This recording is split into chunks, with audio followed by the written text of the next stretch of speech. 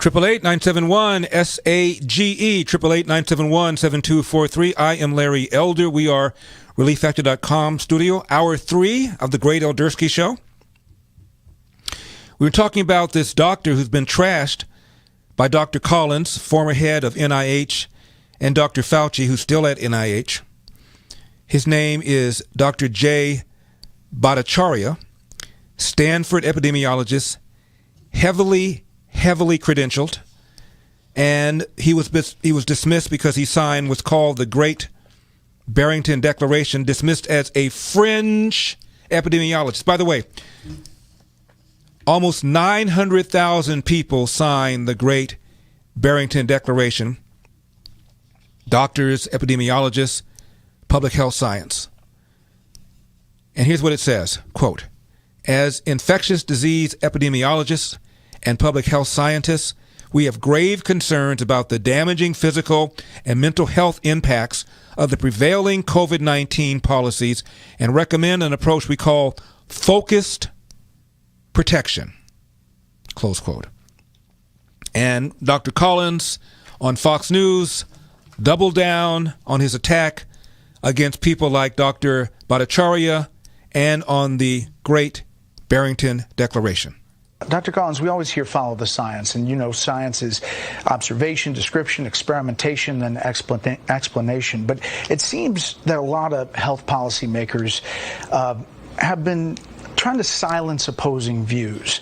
In a newly released set of emails received from Freedom of Information Act between you and Dr. Fauci in October of 2020, you referenced the Great Barrington Declaration. That was a group of epidemiologists and public health scientists who wrote, quote, "We have grave concerns about the damaging physical and mental health impacts of prevailing COVID-19 policies. Continuing current lockdown policies are producing devastating effects on short and long-term public health." In this email to Dr. Fauci and Cliff Lane at NIH, you write, quote, "Hi, Tony and Cliff. See," and you connect to the Great Barrington Declaration link, "this proposal from 3 fringe epidemiologists who met with the secretary seems to be getting a lot of attention, and even a co-signature from a Nobel Prize winner, Mike Levitt, at Stanford.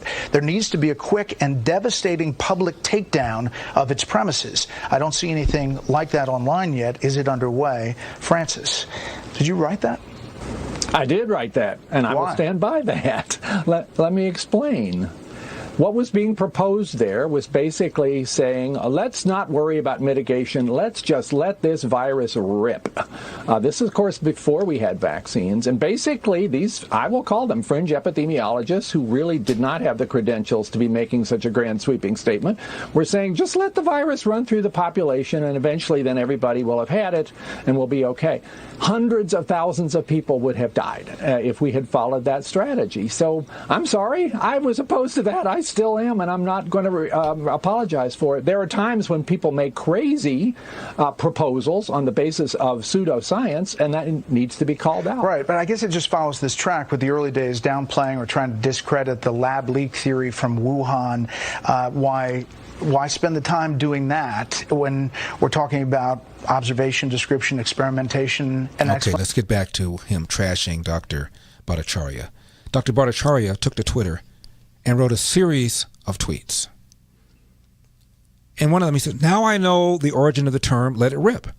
He says he was puzzled when reporters kept asking him about letting it rip. He said, "I was puzzled. Now I know that Collins and Fauci used the term to attack me." So if you read the Great Barrington Declaration, you will not find the words "let it rip," because the central idea is focused protection of the vulnerable. He wrote that biologically, the epidemic ends when a sufficient number of people have immunity, either through COVID recovery or vaccination.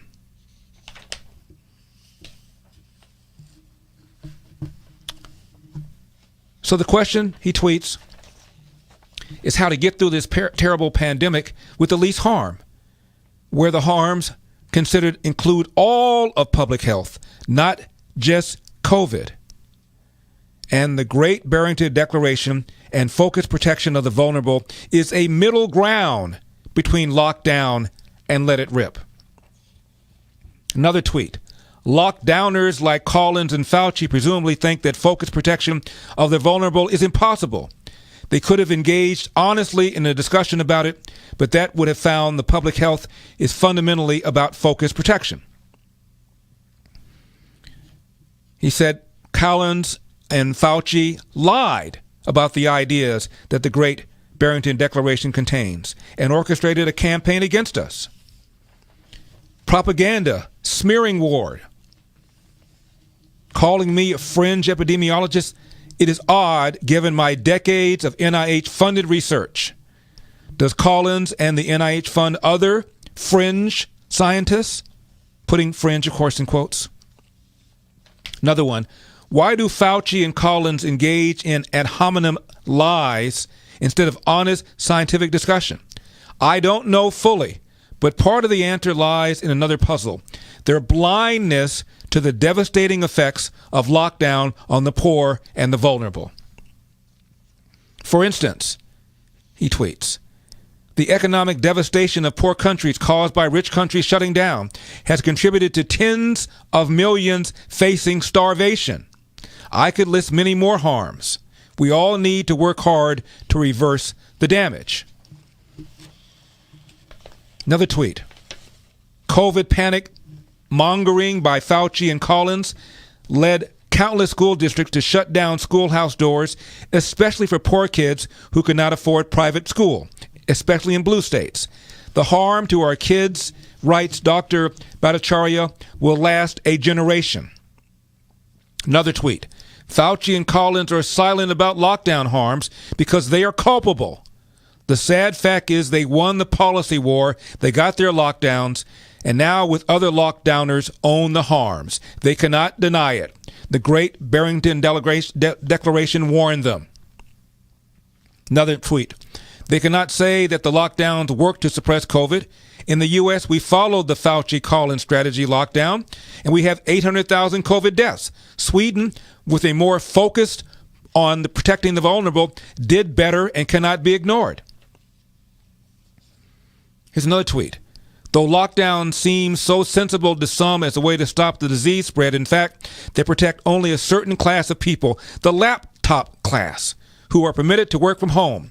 Lockdowns are the let-it-rip strategy. Here's another one. Collins, in his interview, said history will judge, and he is right. It will judge those in charge of the COVID policy, and it will not judge kindly. He smears the Great Barrington Declaration and its authors because he has no substantive argument left.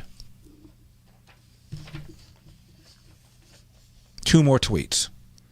This would be damaging enough if Collins and Fauci were not also in charge of $41 billion in funds that nearly funds every epidemiologist, immunologist, and virologist of note in the country. Their smear of the Great Barrington Declaration is a signal to other scientists to stay quiet about the lockdown folly. Otherwise, they won't get funded. Finally, he said this.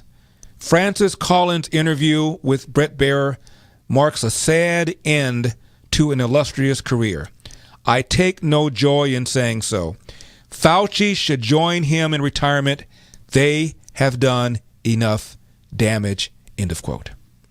We come back, we're going to have more from what the Stanford epidemiologist said about herd immunity, comparing Florida to California and New York, and says what the CDC needs to do in order to regain its trust and credibility. Meanwhile, the Surgeon General under Donald Trump, Jerome Adams, says, we tried to help. We offered help, and the Biden administration wanted nothing to do with us. I'll just be honest with you. I've told the White House, many people from the last administration have said to the White House, we want to help you, and we've been told we don't want your help. So they want to try to reach conservatives by only putting out their voices. I don't want to get into that, but I will tell you, they don't want to work with people who are on the other side of the aisle. That is a problem. That is something that they could be doing more of, is reaching out to more conservatives to get positive messages out there. And remember when Joe Biden said, mandates, bad idea? No, I don't think it should be mandatory. I wouldn't demand to be mandatory, but I would do everything in my power. Just like I don't think masks have to be made mandatory nationwide. That was So Then. More from Dr. Bhattacharya, who's been called a fringe epidemiologist. I'm Larry Elder, a fringe talk show host.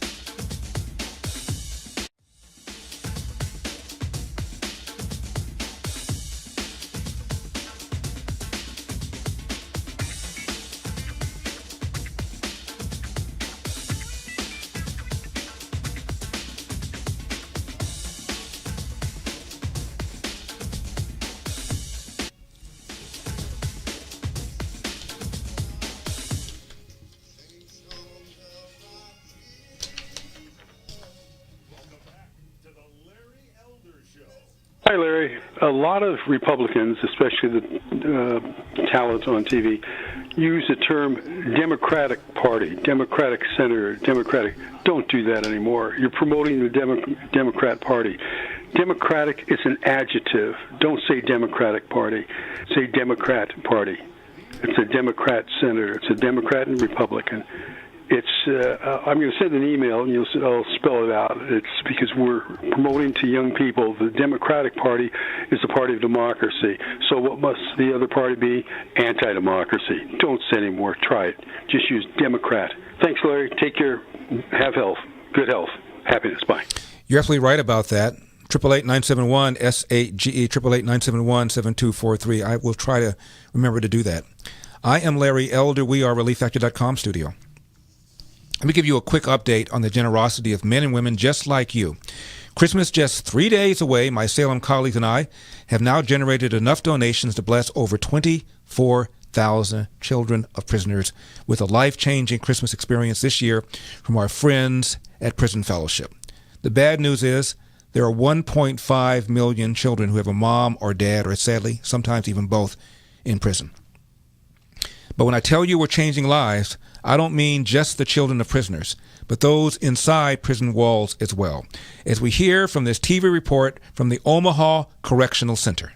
It's a struggle, knowing that we can't be there for the ones that we love the most. But Prison Fellowship's Angel Tree program allows these dads to send their love home at Christmas. Actually, I had pictures that she was opening the presents. For these fathers, it's not as much about the gifts, but the message they send to their kids. It's something that it's come from Dad. Pretty amazing to see her getting presents from her dad, knowing they're from me. Reporting in Omaha, Alexandra Stone, KETV Newswatch 7.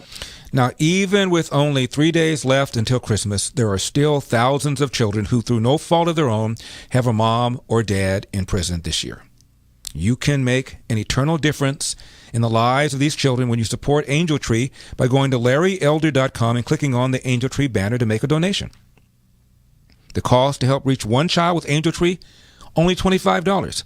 $125 will help reach 5 children. A gift of $250 will remind 10 children they are loved and remembered by their parent in prison. So please, right now, phone in your gift, 888-206-2763, 888-206-2763, or just go to my website, LarryElder.com, and click on the Angel Tree banner. That's LarryElder.com. Right at the very top, click on the Angel Tree banner.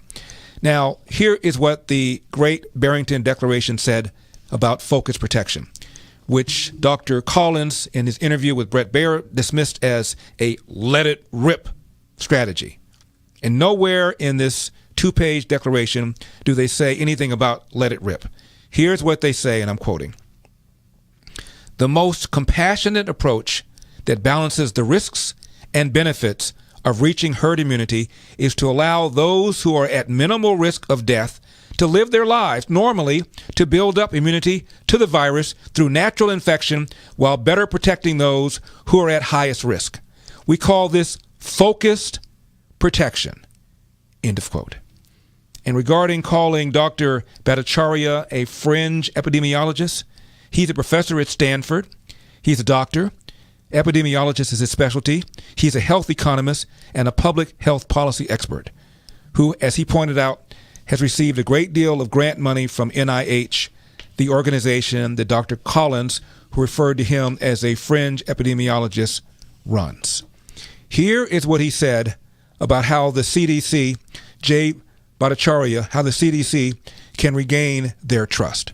And I think we have a fantastic tool to protect the vulnerable, the vaccines.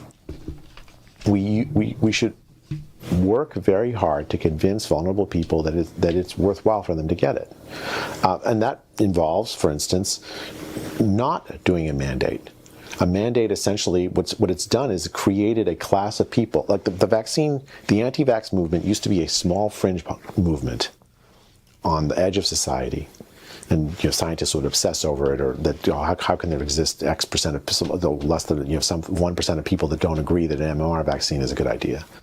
what the vaccine mandates have done, what this entire policy environment has done, including like the denial of natural immunity, for instance, immunity that's provided by recovery after COVID, is it's created deep distrust over this vaccine.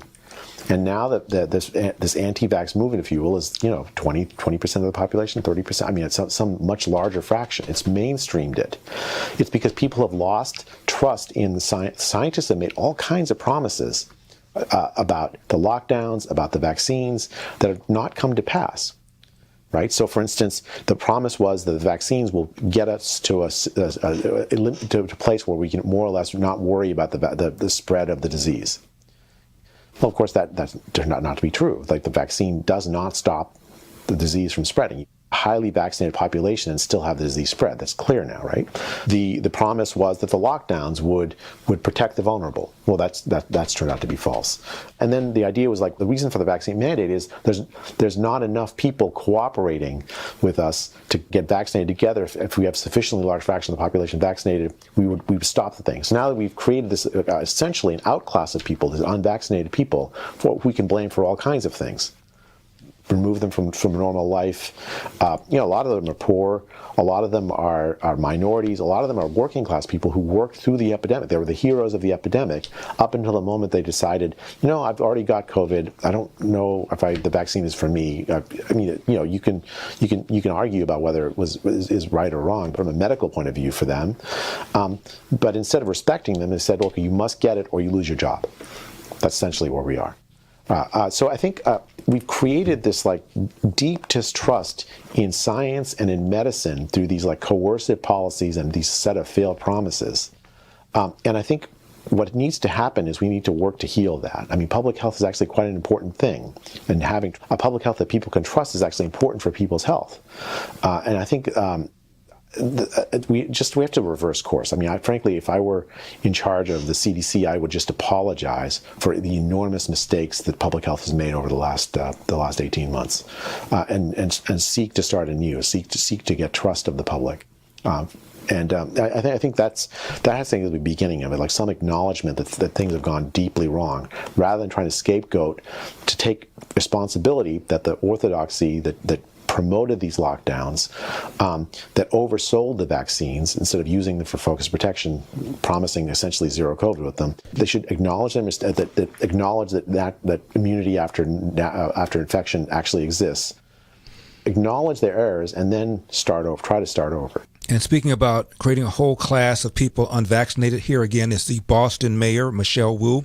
Unvaccinated are now banned from Boston restaurants, gyms, and theaters. Today we're announcing that Boston will be implementing a requirement for proof of COVID-19 vaccination for certain indoor spaces, which we're calling our Be Together initiative.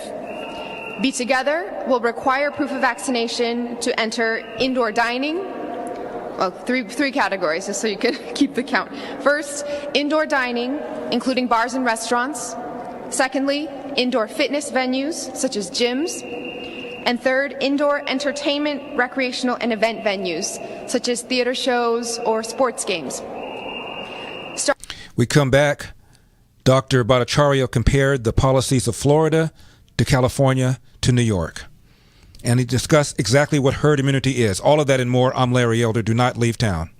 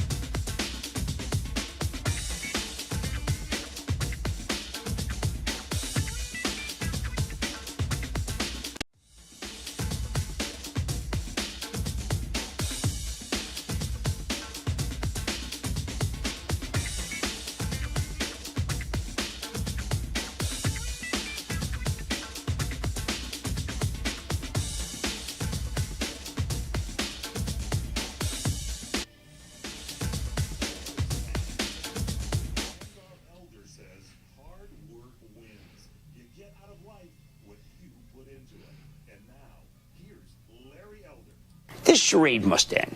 The government must require vaccinations, not of this group or that group, not company by company, not cruise ship by cruise ship or airline by airline or governor by governor. The buck stops at the White House. But back then, anyone who refused to get vaccinated would get ratted out immediately because we knew that person could hurt other people. The commonweal was a commonweal. Now we're engaged in a similar struggle with COVID, and Eisenhower would be aghast. We have immunocompromised people who are incubators for every variant to come, walking around lawfully unvaccinated? That's psychotic.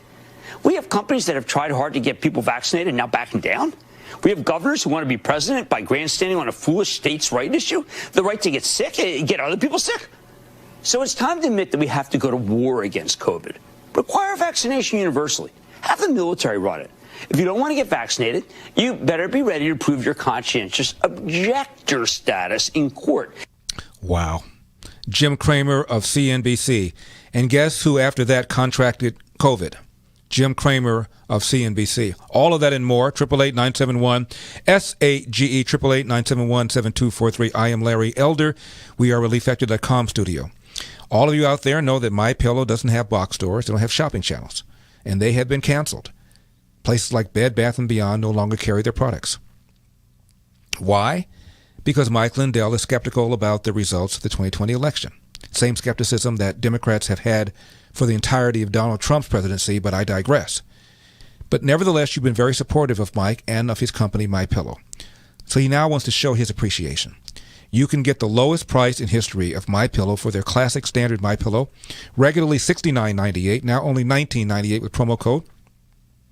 And they also have queen size, regularly $79.98, now $24.98 with promo code, or king size, regularly $89.98, now only $29.98 with your promo code. And MyPillow is not just pillows. They've got over 150 products, everything from sleepwear to my new beds. Promo code also works on mystore.com and frankspeech.com. So go to mypillow.com or call 1-800-890-1843. Use promo code Larry to take advantage of Mike's special offer on his standard MyPillow.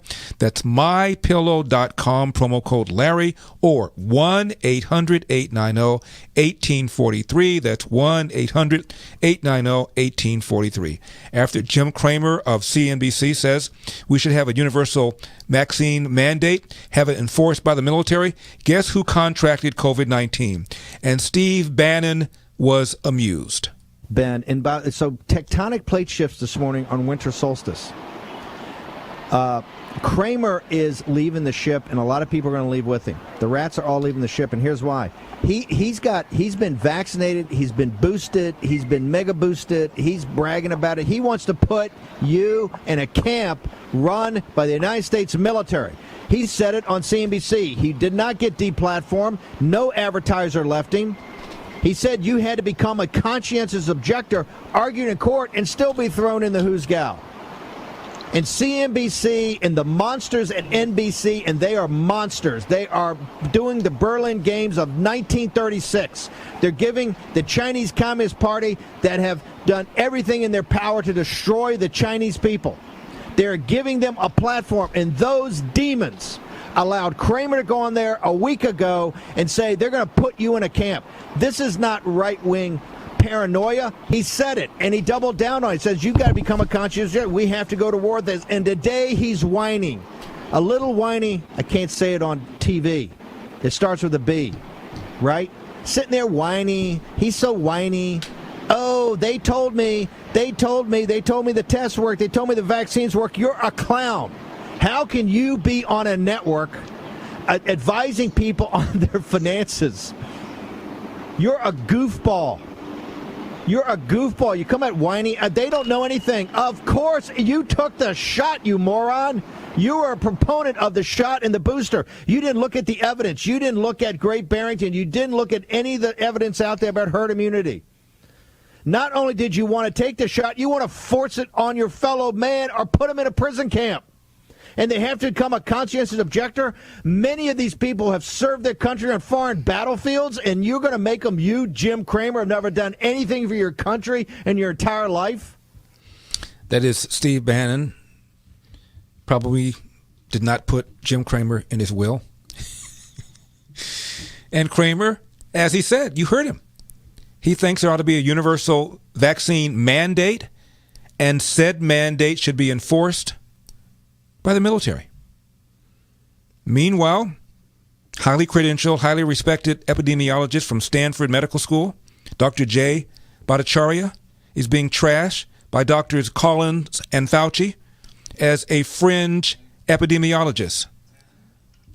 More from the fringe epidemiologists who compared the COVID-19 policies of Florida, California, and New York. And he talks about exactly the definition of herd immunity. And he said it does not mean 0 deaths. All of that and more. Now, if you're struggling with back, neck, shoulder, hip, knee pain, whether from general muscle aches and pain or exercise, I suggest you try the 3-week Quick Start. It is still discounted to only $19.95. That is less than $1 a day to see if we can get you out of pain. After that, well, we're talking about less than the cost of a cup of coffee a day to stay out of pain. The doctors who formulated Relief Factor selected the 4 best ingredients, each of which are 100% drug-free to deal with pain from a different metabolic pathway. That's right, approaching from 4 different angles. ReliefFactor.com, ReliefFactor.com, 800-500-8384, 800-500-8384.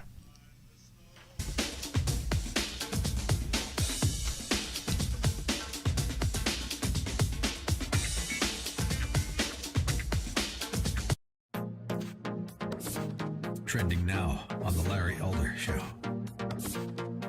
Southwest was devastated this week, straight up lying, talking about it was the weather. The reason why 2,000 flights were canceled over the weekend, Friday through Sunday, and then over 300 or nearly 400 more on Monday. But the truth of the matter is, a lot of these people just called out sick. They just called out sick. They've been threatened by their employer because their employer happens to be a federal contractor, and because of that, because the federal government has their hands in Southwest Airlines, they have to comply. Now, here's the news. Nothing has happened as of yet. So technically, Southwest Airlines does not have to comply right now. They can wait for OSHA to make whatever edict they're going to lay out that has not been done thus far. But nonetheless, they suspect that it is coming down the pike. You get all these pilots, 10,000 pilots, 60 to 70% of these pilots are men and women that fought for our freedom, and we're going to kick them off the freaking job. Can you imagine the disruption? You talk about, we look at the ports in California. Can you imagine the supply chain disruption if now we can't even unload cargo ships and we're going to have fewer and fewer pilots? Fewer trained pilots? I don't want to fly. I don't know if they're going to be like United Airlines and bring social justice warrior pilots on. I don't even want to fly. Listen, if you're a pilot, I don't care if you're pink, red, white. I want the best doggone pilot when I'm sitting up in that can 30,000 feet above the ground. Keep up with what's trending. Subscribe on YouTube and at rumble.com.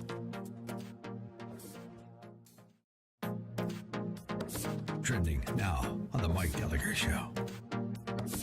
Boy, the state of Florida just fined Leon County $3.5 million because they fired 14 employees. Coercion is just totally wrong. I think it's destroying trust in public health to the extent that there was still trust left over after all the stuff that's been done. But I think it's really, really negative, and I think you're going to end up driving people away. You know, Governor DeSantis makes a great observation about the way the mandate is driving people in the other direction. And that's why companies have got to stop the mandates. This just has to stop. This isn't working. You cannot fire people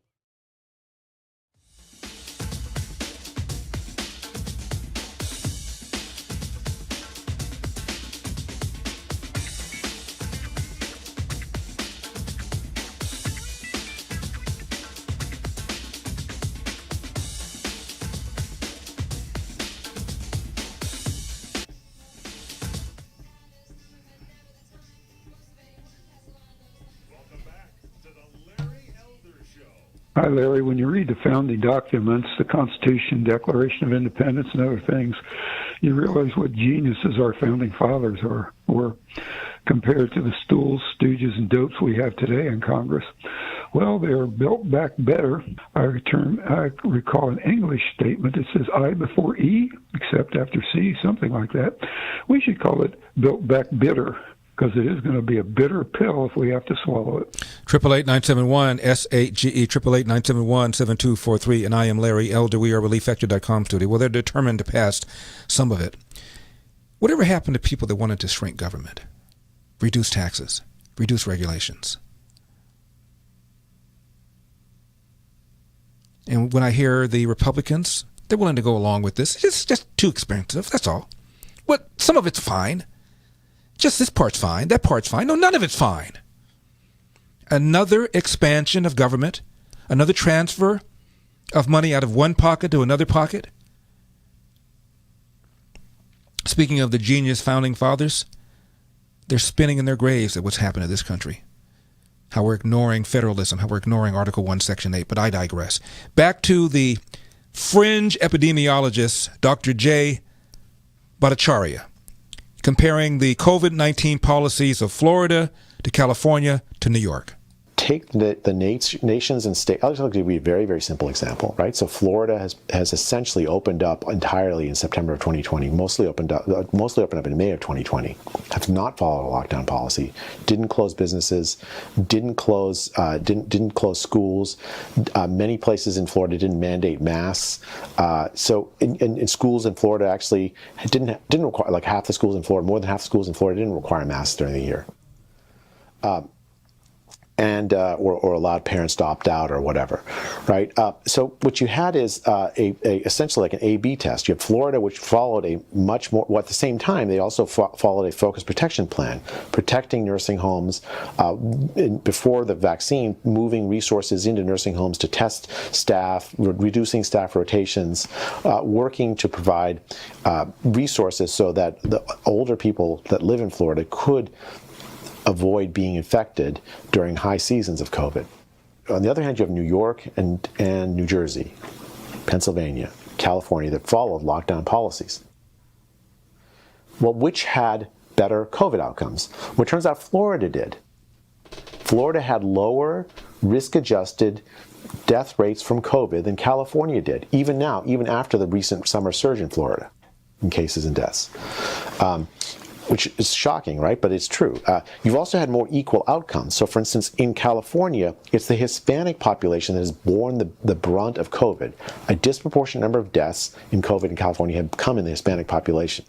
In New York, it's the black population that had a disproportionate number of deaths from COVID, the working class people in each of these states. In Florida, there is no discordance between the deaths from COVID by race and the population representation. COVID was an equal opportunity killer in Florida. There was less age-adjusted death rates in Florida, whereas in the lockdown states you had this incredibly unequal outcome by race and income, and also worse outcome in terms of deaths. Next, he talks about herd immunity, but real quickly, the zip poll question I left you with yesterday. What is your opinion of Dr. Fauci? Like or dislike? 98% of you said dislike. Again, I guess he's not in the will. Here's the one for tonight. Have you lost friends because you've refused to be vaccinated? Yes or no? Have you lost friends because you've refused to be vaccinated? In order to participate, you must be a member of the Zip community. Go to your app store, download the Zip app by searching under Zip Poll USA. And in order to participate in this question, have you lost friends because you refused to be vaccinated? You must use my code SAGE, SAGE, SAGE. We'll go over the results tomorrow. But COVID, if you're infected with it and recover from it, it produces immunity that's is actually quite durable. So the estimates are at 1 year, something like 0.3% of people are reinfected after they've recovered from COVID. Okay, so herd immunity is a very simple idea. It's that at time T right now, every person that gets COVID infects one or fewer additional people. So if I get COVID, I only infect one person or fewer than one person on average. And what that means is that the disease will decrease in prevalence. They'll decrease in incidence. So that whenever the case counts are coming down, you're actually in herd immunity. Herd immunity is not a synonym for zero COVID. I think that is the problem many people have had in thinking about herd immunity. It's not a synonym for the disease has gone away, we never have to think about it again. A society can go in and out of herd immunity. During high COVID season, the winter, and you actually, a smaller fraction of the population, you start getting cases that are going up because the herd immunity threshold actually goes up. You need a larger fraction of the population actually immune in order for the cases to start coming down again. And vice versa, during low COVID season, even a small fraction of the population immune means that the disease won't spread very much because you're above the herd immunity threshold very quickly. So what you have is a situation where when the disease first entered the population, no one was immune. And it spread very, very rapidly because every person that got it spread it to 2-3 other people, right? You can have variants that are more transmissible. Supposedly Delta is more transmissible, which make it so that even when you have a certain fraction of the population immune, you get a new variant. Well, because it's more transmissible, you need a larger fraction immune for the disease not to grow. But what's happened over time is a larger and larger fraction of the population of different countries have become immune by dint of natural infection and recovery. And so it will become more and more difficult for the disease to spread very rapidly and widely, to be an epidemic the same way it was in 2020. Actually, there's another sort of irony in this. The World Health Organization, when we wrote the Great Barrington Declaration, it changed the definition of herd immunity on their website. They said that it's immunity in a population, if I'm trying to get exact, but essentially it's an immunity in a population created by vaccines. They erased the natural immunity part of the definition. After protest, they put it back. They said both vaccines and natural immunity can contribute to herd immunity. Ironically, the vaccines seem to protect against transmission for only a short time. We'll have him finish his thought on the way back. Now, 3-week quick start, $19.95. That is less than $1 a day to see if we can get you out of pain, as is the case with over 70% of the people that order the 3-week quick start. Then after that, less than the cost of a cup of coffee a day to stay out of pain. So if you've got back, shoulder, neck, hip, foot, knee pain from exercise or just getting older, consider ordering the 3-week quick start. The doctors who designed Relief Factor selected the 4 best ingredients, each of which are 100% drug-free, to deal with pain from a different metabolic pathway. ReliefFactor.com, ReliefFactor.com, or call 800-500-8384, 800-500-8384.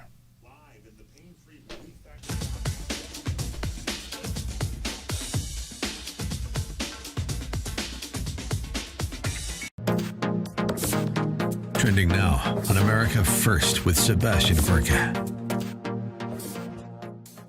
The image of Superman in a homosexual kiss. Because DC Comics, I guess they don't want to sell comics. And now the new Superman, the son of Kal-El, is going to come out as gay, or as Jeff pointed out, I guess he's bi, right? Whatever, who cares? But here's the bottom line. This is beautiful. I hope Media Matters is writing this one up. Hey, Zachy Poo, are you typing? How many homosexuals, how many gay people are there in society? 1%, 1.5%. Let's be generous. Let's double it. 3%! 3% of America are gay. And the gay people I know, they don't rub it in your face. It's just a thing they do. It's private.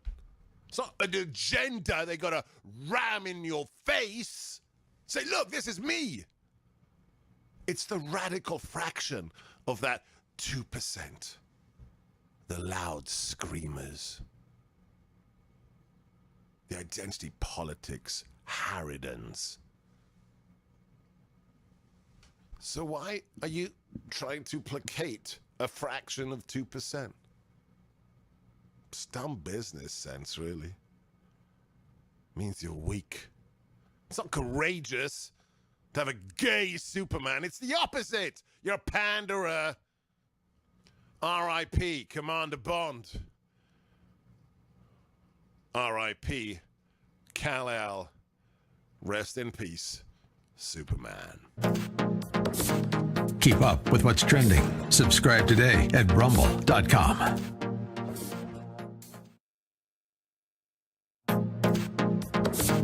Trending.